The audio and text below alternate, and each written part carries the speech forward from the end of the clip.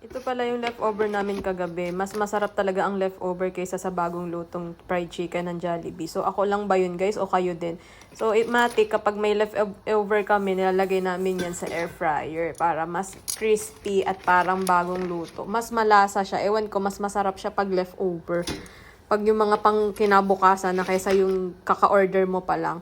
So, may natira kagabi na ilang piraso ba to? 4 na piraso na chicken, spicy, and original fried chicken from Jollibee! Yay! Ang sarap! Ayan. So, isa lang na natin yan sa air fryer. So, ano ko lang siya, yung temp niya is 170 lang. And then, yung kanyang 15 minutes yung nilagay ko. Pero halos 5 minutes lang yan kasi masusunog siya pag 15 minutes. So inahon ko na siya noong, ayan, mga 5 minutes na nga. So, kinuha na natin. Kita nyo ba, sobrang daming mantika. Hindi ko na nilagyan ng